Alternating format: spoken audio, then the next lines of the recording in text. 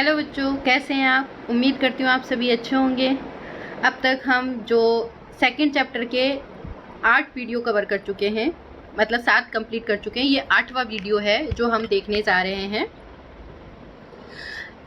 Actually इसका इतने सारे पार्ट इसलिए हो गए हैं, ये चैप्टर जो है बहुत लेंथी है और मे भी हो सकता है आज के बाद एक और पार्ट आए इसका, या तो आज ख़त्म हो जाएगा या फिर आज के बाद एक और पार्ट होगा। ठीक है, तो अभी तक हम जो सॉइल पढ़ चुके थे उसमें हम 3-4 सॉइल पढ़ चुके थे। पहली हमने पढ़ी थी जलोढ़ मृदा, उसके बाद हमने पढ़ा था आपका जो काली मृदा पढ़ी थी, ब्लैक सॉइल पढ़ी थी, उसके बाद हमने लेटराइट सॉइल पढ़ ली थी। जो आज हम सॉइल पढ़ेंगे वो हमारी क्या है, एरिड सॉइल। एरिड मतलब सॉरी, मरुस्थलीय मृदा। ठीक है, उसका जो इंग्लिश में उसको एरिड सॉइल बोला जाता है। तो आज हम मरुस्थलीय मृदा के बारे में पढ़ेंगे। जो हमने लास्ट जो मृदा कंप्लीट करी थी वो हमने मृदा कंप्लीट करी थी लेटेराइट। अब देखो कुछ चीज़ें होती है ना, जब हम मिला के या याद रखें तो बहुत अच्छे से याद हो जाती हैं। जैसे हमने लेटेराइट सॉइल में क्या याद रखा था, हमने याद रखा था कि जो लेटेराइट सॉइल होती है वो ऐसी जगह पे होती है जहाँ बहुत ज़्यादा टेम्परेचर भी होता है और जहाँ बहुत ज़्यादा बारिश भी होती है। तो मतलब दोनों चीज़ वो बोथ होती हैं। तो वहाँ पर क्या मिलती है आपको, लेटेराइट सॉइल मिलती है। ठीक है, लेकिन अब आप देखोगे जो हमारी एरिड सॉइल होती है, जो मरुस्थलीय मृदा होती है, उसमें क्या होता है। यहाँ आपको देखो, जहाँ बहुत ज़्यादा टेम्परेचर है वो तो मिलेगा, लेकिन यहाँ रेनफॉल जो है बहुत कम होगा, मतलब बारिश जो है बहुत कम मिलेगी। तो वहाँ पर जहाँ पर बहुत ज़्यादा टेम्परेचर होता है लेकिन बारिश बहुत कम होती है, और वहाँ पर कौन सी मृदा पाई जाती है, आपकी मरुस्थलीय मृदा पाई जाती है। तो आइए हम मरुस्थलीय मृदा के बारे में पढ़ते हैं। मरुस्थलीय मृदाओं का रंग लाल और भूरा होता है। देखो, जिन्होंने मतलब राजस्थान से बिलोंग करते हैं उनको बहुत अच्छे से पता होगा कि जो मरुस्थलीय मृदा कैसी होती है। उसका देखो कलर देखोगे, कहीं पर तो काफ़ी मतलब लाल मिलेगा उसका, और कहीं पर कलर उसका थोड़ा ब्राउनिश सा, मतलब ब्राउन मिलेगा। मतलब ये 2 कलर उनको मिलते हैं उनमें। तो जो राजस्थान में बिलोंग करते हैं उन्होंने बहुत अच्छे से देखा होगा कि, और ये मृदाएं आमतौर पर रेतीली और लवणीय होती है। आपने देखा होगा, बहुत रेत टाइप का होता है। जैसे हाथ में उनको लो और वो झट से मतलब आपको निकल के जाएगी वो रेत। मतलब वो रेत होती है, मतलब एक तरह से जो हाथ में मुट्ठी में भी नहीं ले सकते। अगर आप ऐसे चिकनी मृदा, जैसे आप काली मृदा वगैरह लोगे तो वो हाथ से छूटेगी नहीं, क्योंकि उसमें क्या होता है, उसमें मॉइस्चराइजर होता है, मतलब नमी होती है। लेकिन जो आपकी मरुस्थलीय मृदा है उसमें ऐसा नहीं है। तो यहाँ हम मरुस्थलीय मृदा की बात कर रहे हैं। तो उसमें वो मृदा कैसी होती है, रेतीली होती है। उसमें मतलब कण मोटे होते हैं, मतलब पास दूर दूर होते हैं। इसलिए ये मृदा क्या होती है, इसमें मॉइस्चराइजर भी नहीं होता। मतलब रीजन यही है मॉइस्चराइजर नहीं होने का, कि उसमें जो इसके कण होते हैं बहुत दूर दूर होते हैं, तो मोटे कण होते हैं। तो ये क्या है, इनमें जो नमी है वो धारण करने की क्षमता नहीं होती है, मतलब नमी धारण नहीं कर सकती है। तो ये गीली नहीं होती, मतलब इस तरह से उसमें पानी की जो मात्रा है वो नहीं होती है। इसके पानी को मतलब सोख लिया जाता है टेम्परेचर के थ्रू, क्योंकि बहुत ज़्यादा टेम्परेचर में होती है। और इसमें लवणीय मतलब नमक की मात्रा होती है। यहाँ जो मृदा होती है उसमें नमक की मात्रा होती है। कुछ क्षेत्रों में तो नमक की मात्रा इतनी अधिक होती है कि झीलों में से जल बाष्पीकृत करके खाने का नमक भी बनाया जाता है। मतलब कहीं कहीं तो मतलब इतना ज़्यादा, मतलब जो मृदा है उसमें लवण की मात्रा या नमक की मात्रा इतनी अधिक होती है, वहाँ पर क्या किया जाता है, प्रॉपर उसको मतलब बाष्पीकृत करके, और उसमें क्या किया जाता है, वो आपको नमक के तरह यूज़ करते हैं। जैसे आपने देखा होगा, जैसे सांवर झील है वगैरह, डीडवाना वगैरह, ये यहाँ जो ये वाली आपकी लेक है वो क्या है, वहाँ नमक ही तो बनता है वहाँ पे जो मिलती है। तो वो एक तरह से मृदा ही तो है, उसमें नमक की मात्रा ज़्यादा है, तो वो क्या है, उससे नमक बन गया आपका। तो वहाँ पर क्या होता है कि जो जल को बाष्पीकृत करके, मतलब स्टीम करके एक तरह से, मतलब या तो बॉयल कर लिया जाता है या वो खुद ही मतलब इतना टेम्परेचर होता है उससे बाष्पीकृत हो जाता है, और उसमें क्या है, वो नमक बच जाता है फिर। तो वहाँ पर क्या है, नमक भी बनाया जाता है। शुष्क जलवायु और उच्च तापमान के कारण जो जल बाष्पन दर अधिक होती है। मतलब यहाँ पर क्या होता है कि शुष्क जलवायु यहाँ की जो क्लाइमेट होती है वो शुष्क होती है, और उच्च तापन कारण मतलब बहुत ज़्यादा टेम्परेचर की वजह से यहाँ पर क्या होता है, जो जल बाष्पन की दर, मतलब बहुत ज़्यादा जो पानी है वो स्टीम हो जाता है, उसकी दर बहुत अधिक होती है। देखो एक बार फिर से वापस उसी मैप पे जाते हैं।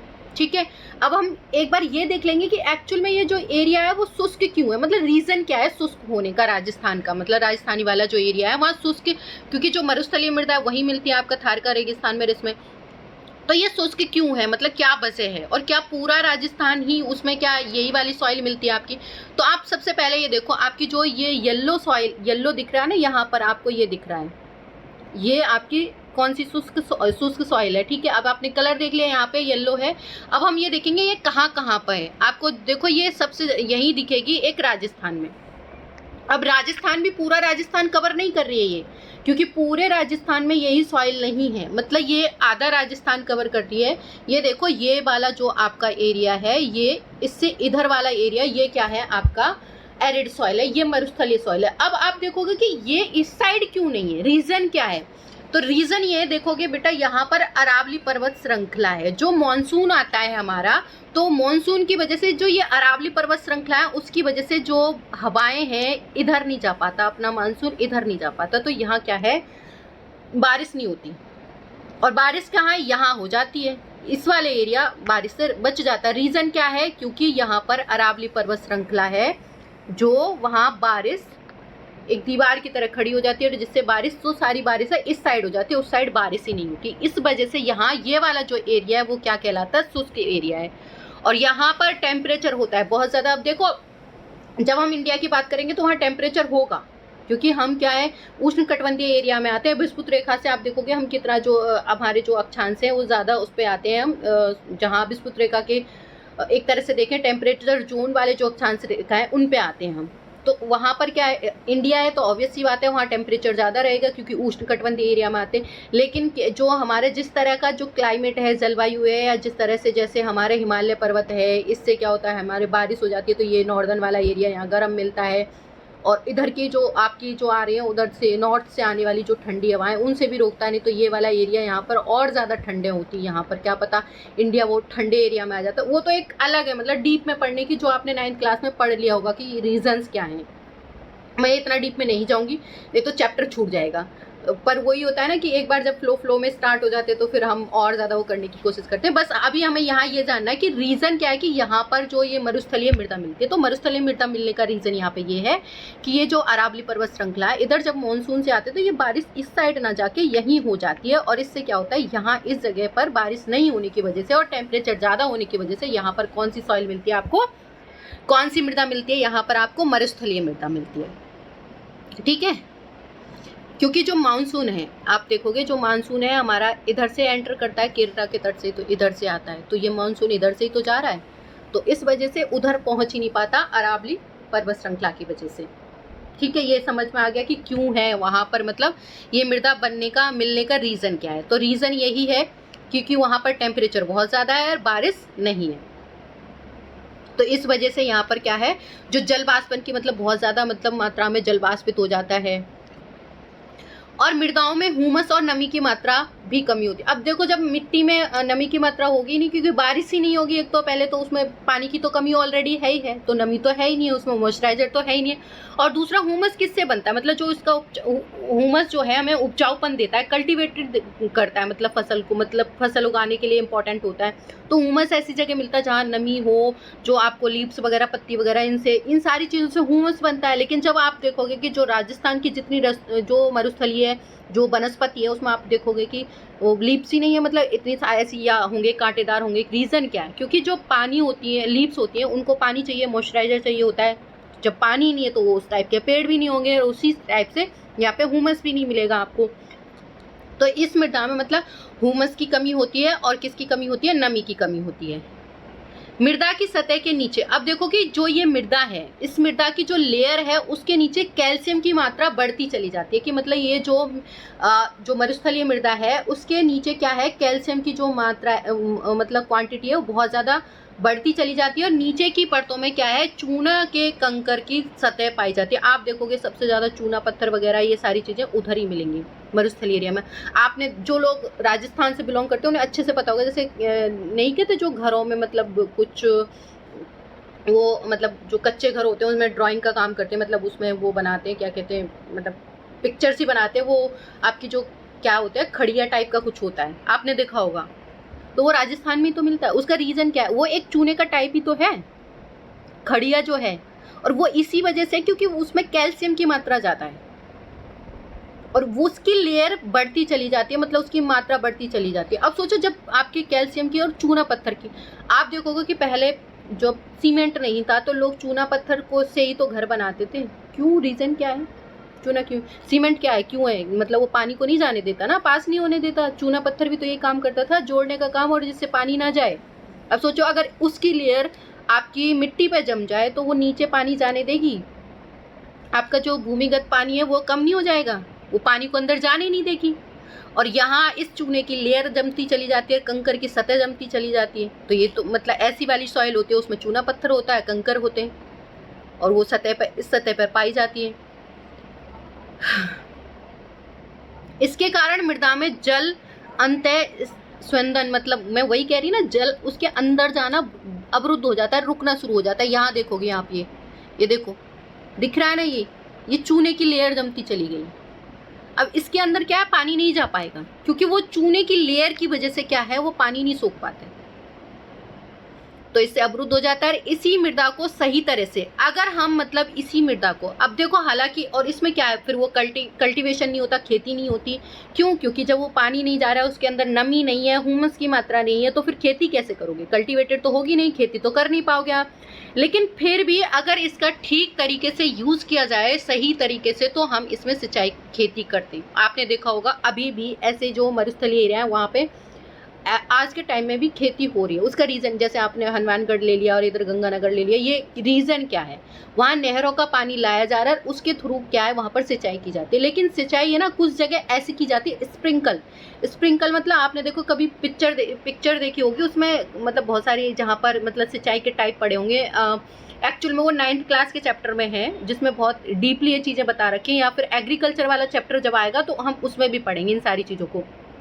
एक मैं बता देती हूँ मोटा मोटा कि कैसे होता है। जैसे आप ये पौधा है, तो यहाँ देखोगे कि ऐसे पाइप जा रहा है और ऐसे ये फव्वारा लगा दिया, तो पानी क्या है, इस पौधे की जड़ में जाएगा। ऐसे आगे कर दिया और यहाँ इस पौधे पे जाके स्प्रिंकल कर दिया, फव्वारा लगा लिया, तो स्प्रिंकल टाइप की, इस टाइप की खेती की जाती है जहाँ पानी की कमी होती है।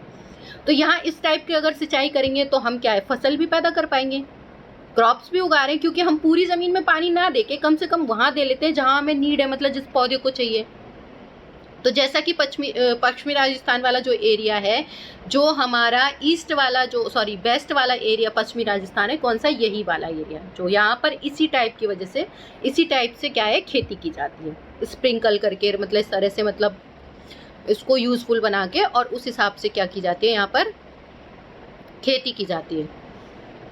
अब आ जाओ, हम कहाँ आते हैं, वन मृदा। देखो हमने ये जो हमारी वन मृदा है, ये लास्ट मृदा है, ठीक है।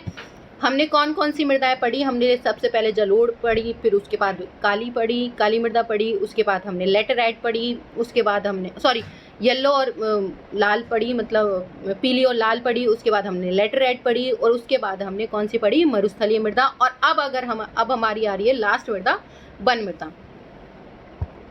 देखो इसको हम पर्वतीय मृदा भी कहते हैं, और ये क्वेश्चन पूछ लिया जाता है।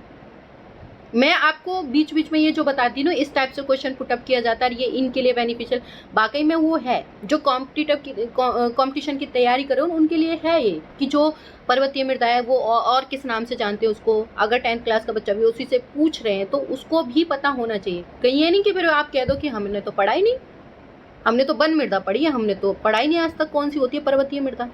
पर्वतीय मृदा होती है और वो इसी को कहा जाता है, क्योंकि ये मृदा जो होती है वो पर्वतों पे मिलती है, ज़्यादातर पहाड़ी एरिया में मिलती है, क्योंकि वन वगैरह आपको वहीं ज़्यादा मिलते हैं।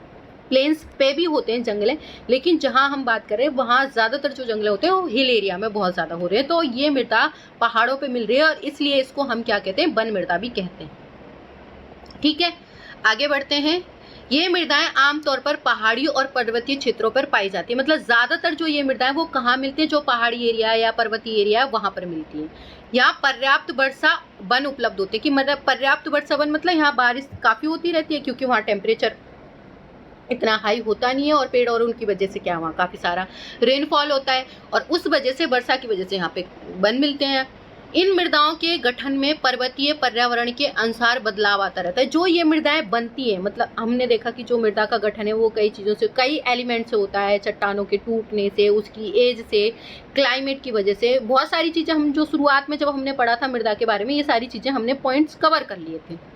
तो अब वो यही कह रहे हैं कि इन मृदाओं के गठन मतलब बनने में, जो पर्वतीय पर्यावरण है, जो पहाड़ों का जो इन्वायरमेंट है, वो चेंजेस, उसके अनुसार बदलाव आते रहते हैं। अब आपको एक एग्जाम्पल बता देती हूँ, मतलब कि कैसे बदलाव आते रहते हैं। इसको हम बाद में पढ़ेंगे, मतलब एक बार मैं एक थोड़ी सी मतलब आपको थोड़ा एक्सप्लेन कर देती हूँ, तो पहले उस पर ध्यान दे लो आप, ठीक है। जैसे आपका ये पहाड़, सॉरी, यहाँ मैंने आपको ये पहाड़ बना दिया, ठीक है, ठीक है। यहाँ पर तो जो ये पहाड़ है, अगर यहाँ से जैसे पानी की वजह से यहाँ से ये घिस रहा है, तो यहाँ पर क्या है, आपको खुरदरी जो मिट्टी मिलेगी, ठीक है। जो उपजाऊ वाली मिट्टी है वो बह के क्या होगी, पानी के साथ यहाँ इसके तल में आ जाएगी, ठीक है। जो ढलान से बह के और ऐसी जगह इकट्ठा हो जाएगी। मृदा का अपर्दन हो गया, यहाँ से ये बह के यहाँ आ गई। यहाँ उस टाइप के मोटे कणों वाली, उस टाइप की सिल्ट जो दोमट है, वो मृदा यहाँ मिलेगी आपको। और जो छोटे महीन कणों वाली जो मृदा है यूज वाली, वो यहाँ मिलेगी। एक बार फिर से आ जाते हैं। तो जो यहाँ नदियों में से जो मृदाएं हैं वो दोमट और सिल्टदार होती हैं। कि नदी घाटियों में, जो नदी की घाटी नहीं होती, उनमें क्या कैसी मृदा मिलती है, जो सिल्ट होती है, मतलब सिल्ट का जो सिल्ट होती है, जो आपके चट्टानों के क्रैक से उससे बनती है, मतलब, और दोमट होती है। परंतु मतलब जो उपजाऊ होती है, मतलब थोड़ी सॉफ्ट सी, मतलब अच्छी सी होती है, जो बहुत ज़्यादा मतलब उपजाऊ होती है। आपने देखा होगा केसर वगैरह की खेती ऐसी जगहों पर ही की जाती है, जहाँ मतलब काफ़ी उपजाऊ वाली मृदा मिलती है और सिल्ट होती है उसमें, मतलब बारीक कण होते हैं, मतलब सॉफ्ट। परंतु ऊपरी ढलानों पर इनका गठन मोटे कणों में होता है। मतलब यही मृदा ऊपर के जो ढलान है, मैंने देखा, मतलब अभी बताया था ना आपको, हिलेरियस जब धीरे धीरे नीचे की तरफ आएगी, जो सबसे नीचे वाली लेयर है, वहाँ तो आपको बह के वो वाली मृदा आ जाएगी जो सबसे उपजाऊपन है, कल्टिवेटेड जो है वो नीचे आ जाएगी। जो कंकड़, मोटे कंकड़ हैं, वो थोड़े से उससे ऊपर मिलेंगे, तो वहाँ पर इनका गठन है मोटे कणों में होता है। और देखोगे आप बहुत ज़्यादा हाइट पे जाओगे ना, तो हिमालय के जो ऐसे क्षेत्र जहाँ हिमाच्छादित रहते हैं, मतलब वहाँ हमेशा बर्फ जमी रहती है, उन क्षेत्रों में मृदाओं का अपर्दन बहुत ज़्यादा होता है। अपर्दन कैसे, जैसे या तो बर्फ के थ्रू बह के, मतलब जो पानी की तरह बह के उसके साथ बह के वो नीचे की तरफ ही आ रही होती है। इसीलिए आप देखोगे कि वहाँ पूरे टाइम मतलब बर्फ जमी रहने की वजह से वहाँ पर क्या होता है कि जो आपको वनस्पति है वो कैसी मिलेगी। चोटी की बात कर रही हूँ मैं, आप देखो कभी किसी हिल स्टेशन पे गए होंगे ना, आपने देखा होगा तो सबसे टॉप चोटी होती है। आप टॉप चोटी पे देखोगे कि बड़े पेड़ ना मिलके वहाँ आपको घास टाइप का मिलेगा। उसका रीज़न ही यही है, ऑल टाइम बर्फ जमी रहती है, उससे क्या होता है, वो पौधे मतलब ग्रोथ नहीं कर पाते।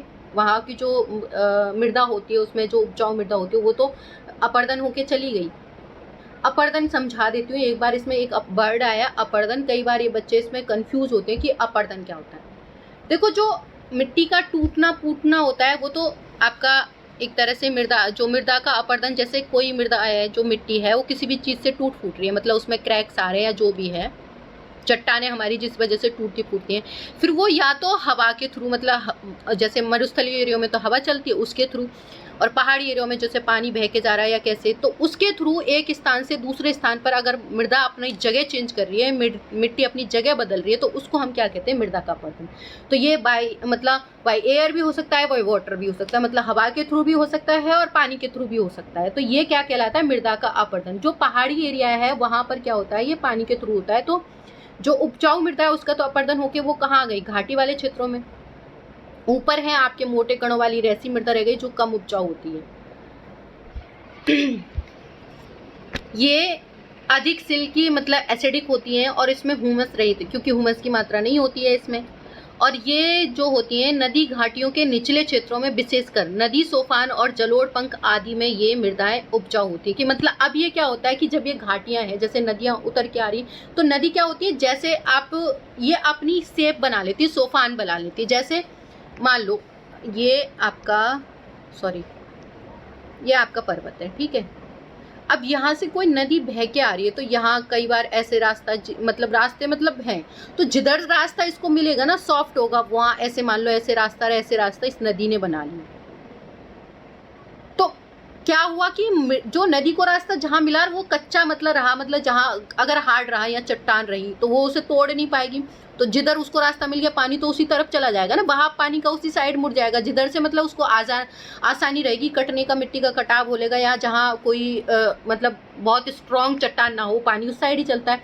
तो ये जो पानी बह के आता है या ये नदी बह के आती है, तो ये क्या करती है, अपने या तो जैसे सीढ़ियों की तरह ऐसे आपको बह के आएगी, जैसे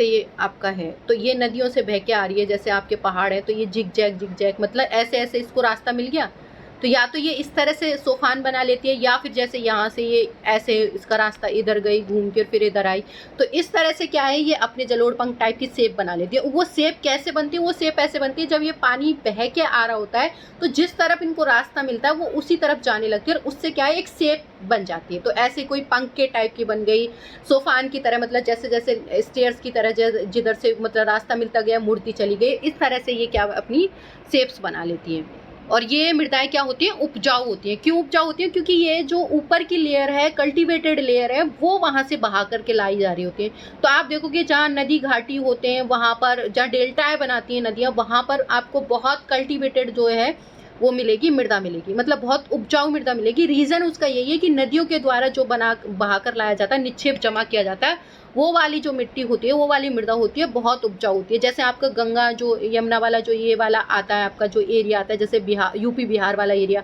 आप देखोगे यहाँ बहुत ज़्यादा फसल होती है। उसका रीज़न ही यही है कि नदियों के द्वारा जो ये डेल्टा क्षेत्र और ये बन रहा है, आपका नदी का जो उपजाऊ मिट्टी मिलती है, इसकी वजह से यहाँ पर आपको कृषि मिलेगी। अब है मृदा अपर्दन और संरक्षण। देखो मैंने आपको पहले ही बताया था, जब हमने भूमि अपर्दन और वो संरक्षण पढ़ा था ना, तो मैंने ये भी कहा था कि जब हम मृदा संसाधन पढ़ेंगे तो उनमें भी यही क्वेश्चन आएगा। ये क्वेश्चन आपसे डायरेक्ट पूछा जाता है और इसमें आपके कुछ स्टेप तो सिमिलर होंगे, क्योंकि जो चीज़ भूमि को बचाएगी वो मृदा को भी बचाएगी। मैंने तब भी कहा था आप एक क्वेश्चन याद करोगे और आपको 2 क्वेश्चन याद हो जाएंगे। अगर वो मृदा अपर्दन भी पूछेंगे या भू अपर्दन पूछेंगे, आप मतलब जो भूमि का संरक्षण पूछेंगे, दोनों में आपके आंसर सेम से होंगे, बस थोड़ा सा डिफरेंस होगा। और ये क्वेश्चन 5 मार्क्स में वो पूछता है, डायरेक्ट पूछ लेगा या इनडायरेक्ट पूछ लेगा, वो आपके ऊपर डिपेंड करता है कि आप उसको कैसे समझ के करते हैं। आप देखोगे कि, और इसको आप है ना ज़्यादा, मतलब अगर आपने पढ़ा भी नहीं होगा तो भी आप कर लोगे इसको। अच्छा एक बात बताओ, मृदा का जो अपर्दन है उसको किस तरह से आप रोक सकते हो? मतलब हमने तभी जो भूमि संसाधन पढ़ा था, तब हमने संरक्षण पढ़ा, तो उसमें क्या था? उसमें जैसे हमने क्या देखा कि हम कैसे रोक रहे हैं मरुस्थलीय एरियो में जो भूमि का कटाव है, किस तरह से रोकेंगे? वहाँ पेड़ वगैरह लगा रहे हैं। रीजन क्या है उससे? जैसे उसकी जड़ें हैं, पेड़ की जड़ें, वो मिट्टी को जमा के रखें, तो वो हम मिट्टी को ही तो रोक रहे हैं, तभी तो वो, क्योंकि वो उससे क्या है, भूमि तो उसी से बन रही है, उसी मिट्टी की लेयर से बन रही है, तो हम अब मृदा का अपर्दन रोक रहे हैं। बात तो वही हुई, पॉइंट तो वही हुआ, आंसर तो वही हुआ।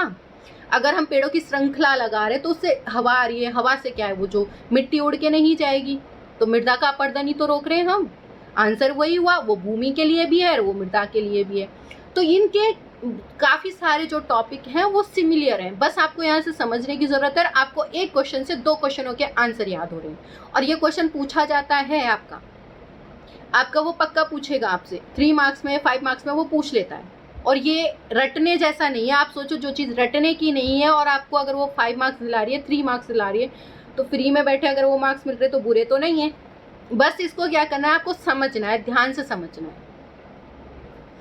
मृदा के कटाव और उसके बहाव की प्रक्रिया को मृदा अपर्दन कहा जाता है। अभी मैंने आपको बता दिया उसका कटना और बह के जाना ही क्या कहलाता है, मृदा अपर्दन कहलाता है। फिर भी आप इसको अंडरलाइन कर लें, ये इंपॉर्टेंट है कि मृदा अपर्दन किसे कहते हैं। 1 मार्क्स में भी पूछ लेगा वो आपको, तो आप कहेंगे कि मृदा का कटना, मतलब मृदा कैसे कट रही है। जैसे कई बार क्या होता है, जानवर चरने के लिए जाते हैं तो उनके जो खुर होते हैं, पैर होते हैं, बहुत ही मतलब मजबूत होते हैं, स्ट्रांग होते हैं। उनसे क्या है, वो मिट्टी में क्रैक्स आ जाते हैं, मिट्टी टूट जाती है, तो वो टूट गई। अब उसे कोई जमाने तो नहीं जाएगा नहीं।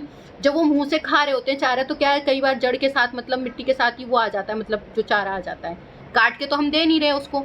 तो उससे क्या है, उससे भी वहाँ का जो लेयर है वो तो कमज़ोर पड़ गई है। अब जैसे तेज़ हवाएं आई, आंधी आई, तो उसके साथ बह के उड़ के चली गई, या फिर बारिश आई तो बारिश के साथ बह के चली गई। तो उसका कटाव या बहाव की प्रक्रिया को ही, मतलब एक जगह से अपनी जगह चेंज कर रही है मृदा, तो वो क्या कहलाता है, मृदा अपर्दन कहलाता है। मुझे नहीं लगता कि इससे ज़्यादा मतलब आपको अपर्दन को और मैं एक्सप्लेन कर सकती हूँ और आपको और अच्छे से, मतलब ये आपको अच्छे से समझ में आ गया होगा कि जो मृदा का अपर्दन है वो कैसे होता है।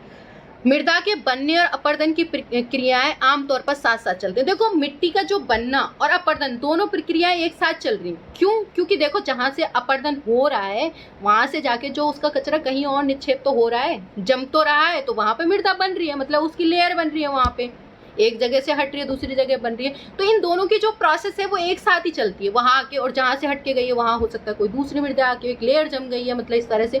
तो इन दोनों की क्रियाएं एक साथ चलती हैं, मतलब मृदा बन भी रही है और कट के बह के जा भी रही है, और दोनों में संतुलन होता है, मतलब दोनों में संतुलन, बैलेंस रहता है।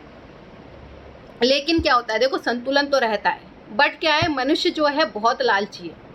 यह हम शुरुआत से पढ़ते आ रहे हैं कि उन्होंने संसाधनों का तो इतने बुरे तरीके से यूज करना शुरू किया मानव ने, कि वो उसके लालच की वजह से क्या है, हम आज के टाइम में हालात हमारे मतलब ऐसे हो गए कि संसाधन हमारे खत्म होने की कगार पे आ गए। क्यों? क्योंकि हमारा जो लालच है वो कभी खत्म ही नहीं होता। तो नेचर ने तो हमें संसाधन दिए। हमने गांधी जी की वो बात पढ़ी थी ना कि पेट भरने के लिए तो है, लेकिन पेट ही भरने के लिए नहीं है। कि मतलब आपकी नीड तो पूरी हो सकती है, लेकिन आपके लालच पूरा नहीं कर सकते। बट क्या कर रहे हैं, हम तो लालच में इतने खो गए कि हम संसाधनों का इतनी ऐसी मतलब इस तरीके से उपयोग कर रहे हैं, दोहन कर रहे हैं इतने बुरी तरीके से कि एक टाइम आएगा वो खत्म हो जाएंगे।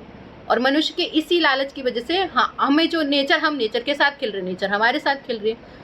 परंतु मानवीय क्रियाएं जैसे वनोन्मूलन, मैंने ये पहले भी आपको उसमें बता दिया था, जो आपका भूमि संसाधन पढ़ा था उसमें, फिर भी मैं बता देती हूँ। वनोन्मूलन मतलब जो मनुष्य है अपनी जरूरत की वजह से क्या कर रहा है, जंगलों को साफ कर रहा है। आप देखोगे अगर हम शुरुआत का अगर पढ़े ना, बहुत शुरुआत सबसे जब मनुष्य रहा करता था तो जंगल है और गुफाएं यही हुआ करती थी, मतलब जंगल ही जंगल हुआ करते थे। लेकिन आज के टाइम में आप देखोगे कि वनों का जो 33% भी मुश्किल से आपको मिलेगा। वो भी एक वन विधि बनाई गई है, नीति बनाई गई है, तब जाके ये रुका ये सारा हमारा। अभी हमने पढ़ा था 1952 करके जो हमारी वन नीति बनी है, उसमें कि इतने % आपके जो एरिया है उस पर वन होना जरूरी है। रोक लगा दिए, कोई पेड़ नहीं काटेगा तब जाके ये सुरक्षित बचे, नहीं तो फिर भी नहीं बच पाते। तो हम क्या कर रहे हैं, अपनी जरूरतों के लिए या तो कोई लकड़ी बेचने के लिए उस वजह से काट रहा है, या फिर उसको जंगलों को साफ करके घर बना रहा है, या रोड बन रहे हैं, रेलवे ट्रैक बन रहे हैं, कुछ भी बन रहे हैं। मतलब मनुष्य की जो जरूरतें हैं, नीडें हैं, उनकी वजह से हम क्या कर रहे हैं, वनोन्मूलन कर रहे हैं। वनोन्मूलन मतलब वनों को काट रहे हैं। अति पशुचारण भी, अब जैसे हमने क्या है, अब जगह खाली पड़ी है, अगर किसी ने उस पर खेती नहीं करी सालों से, हम क्या है, पशुओं को छोड़ देते हैं, खा रहे हैं चारा। ये नहीं कि प्रॉपर प्रबंध कर दें कि भाई एक एरिया यहाँ पर ही पशु चरेंगे, मतलब एक एरिया बना दे, नहीं, वो मर्जी आए उसको छोड़ दिया, पशु अपने हिसाब से मतलब खा रहे पी रहे और आ रहे। निर्माण और खनन बहुत ज्यादा, हम घर वगैरह बना रहे, बिल्डिंग वगैरह बनती चली जा रही। खनन मतलब जो खनिज पदार्थ जहाँ से हमें पता चल रहा है कि यहाँ से निकल रहे हैं, हम बहुत ज्यादा खनन किए जा रहे हैं, और फिर उसको क्या करते हैं, हम खाली छोड़ देते हैं, उसको भरते भी नहीं है। मतलब एक बार खनन किया और उसको एज इट इज छोड़ देते हैं। तो ये सारे जो मानवीय कारण है, आपसे पूछ लेगा वो मृदा जो मृदा जो कहेगा कि जो सॉरी एक तरह से हमारा क्या है, मृदा अपरदन के रीजन पूछ लेगा, वो नेचुरल भी पूछ लेगा, प्राकृतिक भी पूछ लेगा, और मानव रीजन भी पूछ लेगा।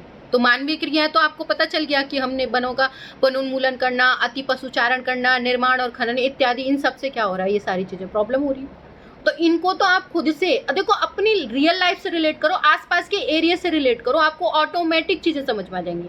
जैसे आप देखो, अब आप सोचो कि खनन क्या, मतलब खनिज पदार्थ उधर झारखंड और इधर बहुत ज्यादा मिलते हैं तो खनन ज्यादा वहां नहीं। आप ध्यान से देखो, जहां आप रह रहे हो जिस एरिया में, कहीं पर आपको ईंटे के भट्टे वगैरह मिलेंगे, तो वहां क्या है, मिट्टी को खोद रहे हैं और ईंटें बना रहे हैं, आसपास गड्ढे गड्ढे नहीं होते जा रहे। अब उन गड्ढों को कैसे भरोगे, मिट्टी कहाँ से लाओगे आप? उन गड्ढों को तो नहीं भर रहे, खाली छोड़ रहे हैं, उसका तल नीचे जाता जा रहा है, लेयर हटती जा रही है, ऊपर की उपजाऊ लेयर। आपने तो बना ली ईंटें बस। घर आपने देखा होगा, कुछ लोग जैसे गांव में मतलब घरों को छोड़ के, मतलब जो पुराने घर बने हुए आ गए, खेतों में घर बना ली, तो क्या वो एक जो जिसमें फसल पैदा होती थी, वो एक खेत तो खराब कर दिया आपने। तो ये आपके रियल लाइफ के रिलेटेड वो हैं, वो एग्जाम्पल दे रही हूँ मैं, जिनमें आपको रटने जैसा कुछ नहीं। आप बस आसपास ऑब्जर्व करोगे, आपको आप पशु चरते, आप जो लोग गांव से बिलोंग करते हैं वो इजीली पता है कि वो पशुचारण कैसे होता है। कई बार गाय भैंसों को खुला छोड़ दिया जा रहा है, अपनी मर्जी से वो जा रहे हैं, मतलब उसकी तरह से पेड़ दब रहे हैं, कुछ हो रहा है, कुछ भी हो रहा है उसमें। तो ये सारे पॉइंट कवर होते हैं, बट वही है कि हमें ध्यान से समझना होता है। अगर हम ध्यान से समझ लेंगे तो हमें ऑटोमेटिक ये लाइफ टाइम तक, और जो चीज़ समझ के अगर आप पढ़ोगे तो वो लाइफ टाइम तक रहेगी, अगर रटोगे तो नहीं होगा। तो हमने क्या किया, जो नेचर के और हमारे बीच का संतुलन था वो भंग कर दिया हमने, इस तरह से बहुत ज़्यादा इनका दोहन करके, संसाधनों का दोहन करके। और प्राकृतिक तत्व जैसे हमारे अब कुछ नेचुरल तत्व भी हैं जो हमें हार्म पहुंचाते हैं, जैसे हवा, पवन जो है बहुत तेज, आंधी वगैरह। आप देखोगे आज के इस टाइम पे बहुत ज़्यादा चल रहा है, विंड बहुत ज़्यादा, मतलब तूफान, आंधी तूफान बहुत आ रहे हैं, और खास करके राजस्थानी वाले एरिया में बहुत ज़्यादा आ रहे हैं, मतलब आंधी तूफान वगैरह।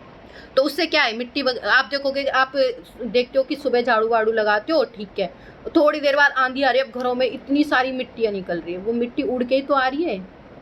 तो आप देख रहे हो मृदा का अपरदन हो रहा है ना, एग्जाम्पल है ना, पवन के थ्रू, हवा के थ्रू। हिम नदियाँ होती है, क्या है, जो पहाड़ों पर जो भी मृदा होती है उसको अपने साथ बहा कर ले आई होती है। और उससे क्या है, वहाँ से मृदा का अपर्दन हो रहा है।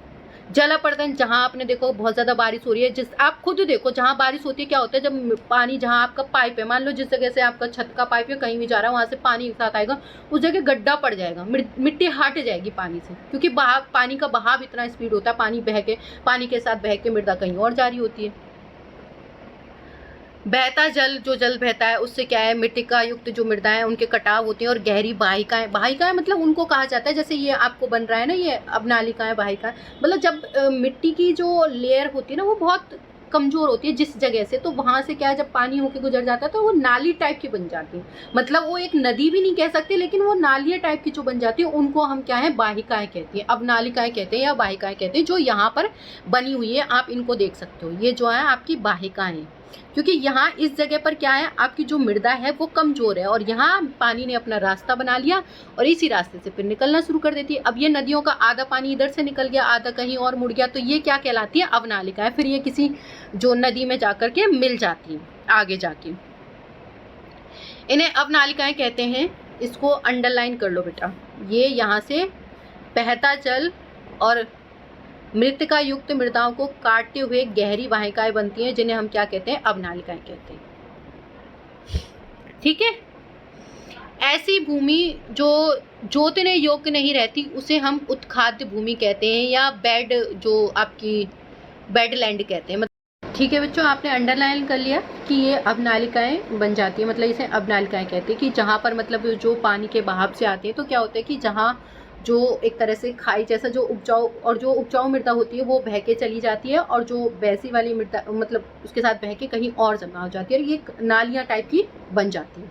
ठीक है, तो और इन्हीं को हम क्या कहते हैं, अवनालिका कहते हैं। तो ऐसी भूमि क्या है जो जोतने योग्य नहीं होती है, हम उसे उत्खाद्य भूमि या बेड भूमि भी कहते हैं। मतलब अब क्या हुआ, जैसे देखो अब ये जो अवनालिकाएं बनी थी उससे क्या हुआ, एक तरह से, एक मिनट रुको, मतलब जैसे आपने देखा होगा कि जो इधर से बिलोंग करते हैं ना, जो राजस्थान से, चंबल से, आप देखोगे कहीं पर जैसे यहाँ एक तरह से, एक मिनट, यहाँ टीला बन गया, मतलब एक तरह से टीला बन गया, अब यहाँ से वो बह के गई, अवनालिका निकल के गई, यहाँ टीला बन गया, और यहाँ मतलब इस तरह से टीले टाइप के मतलब बन जाते हैं। तो वो भूमि क्या होती है, जोतने योग्य नहीं रहती, मतलब उसमें आप खेती नहीं कर सकते, कल्टीवेशन नहीं कर सकते, मतलब वो जोतने योग्य नहीं रह जाती वो वाली भूमि जो हमारी होती है। तो इससे क्या हुआ, वो बेड भूमि हो गई, मतलब उससे हम कल्टीवेटेड नहीं कर रहे, उसमें खेती नहीं कर रहे हैं। तो ये सारे जो है चंबल के बेसिन में ऐसी भूमि को हम क्या कहते हैं, खड़ड़ कहते हैं। मतलब खड़ड़ मतलब बीच बीच में मतलब नालिकाएं भी बन रही हैं, मतलब ऐसे मतलब टीले भी बन रहे हैं, जैसे एक तरह से आपका यहाँ मतलब टीला बन गया, फिर एक टीला यहाँ बन गया, यहाँ नाली निकल के जा रही है, यहाँ टीला बन गया, मतलब इस तरह से। तो अब क्या आप लेयर के यहाँ इतनी सी जगह पे तो आप खेती नहीं कर सकते, मतलब इतनी सी जगह पे जो खाड़ी है उसमें इतनी सी जो खाई है वो नालिका उसमें तो नहीं कर सकते। तो ये भूमि जो है हमारी जोतने योग्य नहीं रहती, और ऐसी भूमि आपने देखा होगा चंबल के जो बेसिन है वहाँ पर बहुत ज़्यादा मिलती है, जिसे हम खड़ड़ भूमि कहते हैं।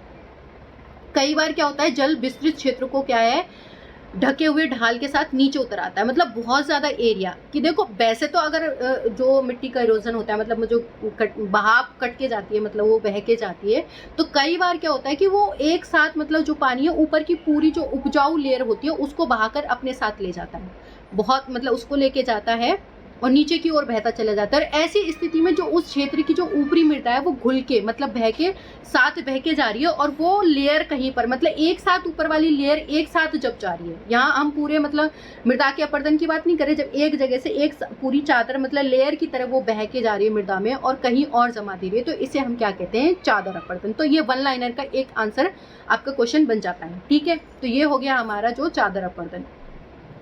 वैसे ही जैसे अब यहाँ पर हमने देखा पानी के साथ एक लेयर के साथ वो बह के जा रहा है, वैसे ही कई बार क्या होता है, जो पवन होता है या जो मैदानी इलाके होते हैं वहाँ पर जो ढालू क्षेत्र होते हैं वहाँ पर जो मृदा है वो कई बार हवा के साथ उड़ा के ले जाते हैं, और इसी प्रक्रिया को हम क्या कह देते हैं, मृदा अपर्दन कह देते हैं। मतलब आपने अभी ये देखा, ये तो क्या हुआ, मतलब पानी के साथ बह के जा रहा है, जैसे हमने चादर अपर्दन कहा। ऐसे ही लेयर की तरह मतलब जो हवा के साथ बह के जा रहा है उसको हमने क्या कह दिया है, पवन अपर्दन कह देते हैं। और कुछ चीज़ें ऐसी होती हैं जो मृदा के अपर्दन को जिसके लिए हम भी मतलब रिस्पॉन्सिबल होते हैं, जैसे हम खेती करने का हमारा सही ढंग नहीं होता, क्या नहीं होता, जैसे मतलब हम बहुत ज़्यादा खाद वगैरह भी यूज़ कर रहे हैं, उससे भी क्या हो रहा है, मिट्टी का बहुत ज़्यादा मतलब उस तरह से यूज़ कर रहे हैं उससे भी मिट्टी को हार्म पहुंच रहा है। दूसरा क्या होता है कि जैसे हम कई बार क्या होता है पानी मतलब जैसे मान लो हमने सर्दियों में क्या करते हैं हम भर के छोड़ देते हैं, मतलब कि पानी मतलब बहुत देर तक जगते ना रहे, मतलब नाइट में अगर पानी देना है खेतों में तो उसको छोड़ देते हैं और वो क्या होती है ऊपर की जो लेयर है वो बह के चली जाती है पानी, मतलब बहुत ज़्यादा ओवरफ्लो हो जाती है कई बार, मतलब बहुत ज़्यादा ओवरफ्लो कर देते हैं जिससे क्या है जो उपजाऊ मिट्टी है उसकी लेयर तो बह के चली गई। तो सही ढंग से अगर हम खेती भी ना करें तो उससे भी जो है मिट्टी का अपरदन होता है, मतलब उससे बह के वो चली जाती है, उसकी लेयर चली जाती है, उसका उपजाऊपन खत्म हो जाता है। गलत ढंग से हल चलाते हैं कई बार, जो ढलान है ऊपर से नीचे की ओर जो हल चलाने से क्या होता है जो बाहिकाएँ वो ज़्यादा बन जाती है। जो अभी हमने देखा कि बाहिकाएँ बनने से क्या है प्रॉब्लम होती है, हम खेती नहीं कर पाते। जिसके अंदर से जो बहता हुआ पानी है ना आसानी से मृदाओं का क्या करता रहता है, ईजिली कटाव करता रहता है। ढाल वाली जो भूमि होती है, अब हम इनका ये तो हमने देख लिया कि जो मृदा का अपरदन है वो कैसे हो रहा है। अब हम इनका संरक्षण कैसे कर सकते हैं, तो ये जो एक तरीका है वो है समुच्च रेखाओं के समानांतर हल चलाने के साथ। अब ये कैसे, ये हम मतलब देखते हैं कि समुच्च रेखाओं के समानांतर कैसे हल चलाएं, मतलब कैसे, जैसे मान लो आपका ये एक आपका मतलब ये आपका मतलब हाइट है, मतलब ये टीला मान लो आप, और या फिर पर्वत मान लो, जो भी है, मतलब जहाँ पे भी अगर पहाड़ों की बात हो रही होगी, क्योंकि जब हम संरक्षण की बात कर रहे हैं तो सब जगह की बात कर रहे हैं, मतलब मरुस्थलीय एरिया या पवन जहाँ पर जो वन एरिया है सबकी मिट्टी की बात कर रहे हैं। तो यहाँ देखो कि जैसे पहाड़ी है तो क्या करते हैं हम समुच्च रेखा, मतलब जैसे ऐसे ऐसे बनाते हैं, हमने समुच्च रेखाएं टाइप का ऐसे जो ढलान का ऐसे बनाते चले गए सर्कल टाइप का इस तरह से। तो क्या होगा जो इस तरह से बना हुआ होगा, जैसे हमने जो मिट्टी का बहाव होता है, अब यहाँ ट्री लगे होंगे तो उसके अपोजिट में जब आएगा तो ये जो जड़ें हैं वो रोक लेंगे मिट्टी के बहाव को, पानी के बहाव को, स्पीड भी कम हो जाएगी। तो इस तरह से क्या है मृदा का अपरदन बहुत कम होगा। तो हम समुच्च रेखाओं को समानांतर हल चला के भी क्या है ढलान के साथ जल के बहाव की गति को क्या है हम घटा सकते हैं या कम कर सकते हैं, मतलब गति है वो घटती चली जाएगी, मतलब जैसे जैसे स्पीड होगी अब वो ढलान। अब अगर मान लो यहाँ ये हमने जो पर्वत बनाया था, ये अगर हम यहाँ ढलान ऐसे समुच्च रेखा नहीं बनाते तो जो पानी की स्पीड होती, मतलब यहाँ पर जो पानी की स्पीड होती वो ऐसे होती ना बहुत तेज, तो पूरा बह के और यहीं तो सबमिट हो जाती, यहाँ सारी मिट्टी जम जाती, तो वो मृदा का अपरदन हो जाता। लेकिन क्या है हमने क्या कर दिया, यहाँ ढलान मतलब समुच्च रेखा बना ली, यहाँ एक ढलान यहाँ, तो इससे क्या हुआ वो जो पानी का जो स्पीड है वो कम होता चला गया, थोड़ा थोड़ा मतलब ढलान आके और थोड़ी थोड़ी उसमें लेयर होती चलेगी। तो इससे भी क्या है हम क्या कर सकते हैं, इसको मृदा के कटाव को रोक सकते हैं या इसका संरक्षण कर सकते हैं इस समुच्च रेखीय, और इसी को हम क्या कहते हैं समुच्च रेखीय जुताई कहते हैं। दूसरा जो ढाल भूमि होती है उस पर सोपान बना सकते हैं। अब ढाल वाली जो ढलान भूमि, जैसे पहाड़ों की हम बात करते हैं, जैसे वहाँ पर जैसे पहाड़ी एरिया है, जैसे मान लो ये पहाड़ है, ठीक है, अब हम पहाड़ को तो काट नहीं सकते कि भाई नहीं इसको काट कर हमने प्लेन बना लिए, नहीं। अब इसका हम क्या कर सकते हैं, ढलान हम कम कर सकते हैं। कैसे कर सकते हैं कि जैसे ये एक मिनट सॉरी, यहाँ हमने ये पहाड़ है तो हमने क्या किया, जो यहाँ एक प्लेन एरिया बना लिया, यहाँ फसल क्रॉप्स बो दी, यहाँ प्लेन एरिया मतलब क्रॉप्स बो दी, यहाँ पर मतलब जितना हम समतल कर सकते थे, तो जिससे क्या होगा कि ये ढलान भी कम हो जाएगा और यहाँ पर फसल हम क्रॉप्स बोते चले जाएंगे, तो एक स्पीड भी कम हो जाएगी, वाटर की एयर की सबकी कम हो रही है, और यहाँ पर हम इजीली खेती कर लेते हैं। तो ये हमारा क्या हो गया, सोपान हो गया, या इसे हम सीढ़ी नुमा खेती भी कहते हैं कि स्टेप बाय मतलब इस सीढ़ी पे खेती करी, इस सीढ़ी पे खेती करी, तो एक सीढ़ी नुमा हो गया हमारा, ठीक है। तो इस तरह से भी हम मृदा का अपरदन रोक सकते हैं। ढाल वाली भूमि पर सोपान बनाए जा सकते हैं और सोपान कृषि अपरदन को नियंत्रित करती है, मतलब रोकती है। पश्चिमी और मध्य हिमालय में सोपान अथवा सीढ़ीदार कृषि काफ़ी विकसित की जाती है। जो मध्य हिमालय वाला एरिया आता है जहाँ पर मतलब पहाड़ी एरिया है वहाँ पर, या जो आपका आएगा मध्य हिमालय या सीढ़ीदार, वहाँ पर खेती बना कृषि काफ़ी विकसित की जा सकती है। जो बड़े खेत होते हैं उनमें भी हम क्या करते हैं, पट्टियों में इस तरह से बांट के, मतलब बहुत ज़्यादा बड़े खेत हों उनमें को भी हम ऐसे पट्टियों में बांट कर फसलों के बीच में अगर घास उगा सकते हैं तो उससे क्या हो जाती है, उससे भी हम मृदा का अपरदन रोक सकते हैं। मतलब वहाँ पर लेयर मतलब एक तरह से पट्टी की तरह वो करके इसको रोका जा सकता है। एक मिनट सॉरी,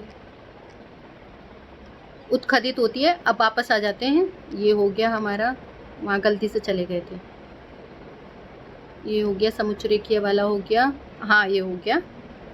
और जो कई बार क्या होता है, जो जहाँ पर जो खेत बड़े बड़े होते हैं वहाँ पर क्या है, उनको हम मतलब पट्टियों में बांट के और उसके आसपास घास उगा, जैसे अब अगर हम मरुस्थलीय एरिया की बात करें तो कि वहाँ हम कैसे मृदा का अपरदन रोक सकते हैं। तो हम क्या कर सकते हैं, जैसे मान लो यहाँ एक बहुत बड़ा खेत है, तो इसके जैसे बीच में हमने क्या किया, पेड़ों की एक श्रृंखलाएं बना दी, मतलब यहाँ पेड़ लगा दिया हमने, ठीक है, यहाँ पेड़ लग गए हमारे। तो इससे क्या होगा, जो यहाँ हमने पेड़ लगा दिए, ठीक है, यहाँ हमने पेड़ लगा दिए, इससे क्या होगा, जो हवा की जो स्पीड है इन पेड़ों से जब टकराएगी तो स्पीड कम हो जाएगी, और इससे क्या होगा, मिट्टी का अपरदन नहीं होगा, मतलब हवा के साथ वो उड़ के नहीं जाएंगी। जो मरुस्थलीय एरिया है वहाँ पर सबसे ज़्यादा किससे होता है मृदा का अपरदन, जो पवन के थ्रू ज़्यादा होता है। तो उससे क्या है, जो पेड़ हैं वो उसकी गति कम कर देते हैं हवाओं की, और इससे क्या है, मृदा का अपरदन नहीं हो पाता। और ये घास की वजह से भी उसकी जड़ें मतलब मिट्टी को रोके रखती हैं, पट्टियाँ अगर हम लगा देते उगा जाती हैं। ये पवनों द्वारा जो जनित जो बल का प्रयोग है, मतलब जो स्पीड होती है ना पवन के द्वारा, जो हवा की स्पीड होती है उसको क्या है, ये एक तरह से पवन की जो स्पीड होती है उसको कमजोर कर देती है, मतलब वीक कर देती है। इसी तरह से जो पट्टी जो कृषि होती है, इसे हम स्ट्रिप फार्मिंग भी कहते हैं, कि मतलब इस तरह से पट्टियों द्वारा हम खेती कर सकते हैं, मतलब वहाँ पर पेड़ लगा करके एक तरह से पेड़ों की कतार लगा करके भी, जिसे हम रक्षक मेतला कहते हैं। रक्षक मेतला क्यों कहते हैं, क्योंकि रक्षा कर रही है ना वो हमारी खेती की हवा, मतलब हवा से मिट्टी को उड़ाने से हमारी रक्षा करती है, तो इसे हम क्या कहते हैं, रक्षक मेतला कहते हैं। तो इससे क्या होता है, पवनों की जो गति है वो कम हो जाती है, और रक्षक जो पट्टियाँ हैं वो पश्चिमी भारत में, मतलब जो पश्चिम वाला जो एरिया है भारत का, वहाँ सबसे ज़्यादा पवन विंड वगैरह चलती है, हवाएं वगैरह चलती हैं। उससे क्या होता है, रेत के टीले क्या हुए, स्थायीकरण से महत्वपूर्ण इनका जो वहाँ पे जो रेत के जो टीले होते हैं, क्योंकि जगह बदलते रहते हैं, उससे क्या है कि पेड़ों से वो स्थायी रह जाएंगे, मतलब स्पीड भी कम हो जाएगी, तो उनका स्थायीकरण हो जाएगा, वो एक ही जगह रहेंगे। और इस तरह से हम क्या है, भूमि का क्या कर सकते हैं, संरक्षण करते हैं। और ये हो गया हमारा चैप्टर कंप्लीट। तो बच्चों जो ये वाला जो टॉपिक है आज मैंने इसी में कवर कर दिया है सारा। इसके बाद जो मैं टॉपिक अपलोड करूँगी वो टॉपिक इसके क्वेश्चन आंसर भी होगा, कि जो ये वाला चैप्टर कवर हो चुका तो वो उन जो 10th क्लास के बच्चे हैं उनके लिए बहुत बेनिफिशियल होगा। उसमें हम सारे जो आपके क्वेश्चन आंसर हैं वो सारे हम डिस्कस करेंगे। थैंक यू सो मच बच्चों देखने के लिए, वीडियो देखने के लिए, और प्लीज़ बेल आइकन ज़रूर दबा लें, चैनल को सब्सक्राइब कर लें, जिससे नेक्स्ट वीडियो जो मैं अपलोड करूँ वो आपको मिलती रहे, आपको फ़ायदा मिलता रहे। Thank you so much.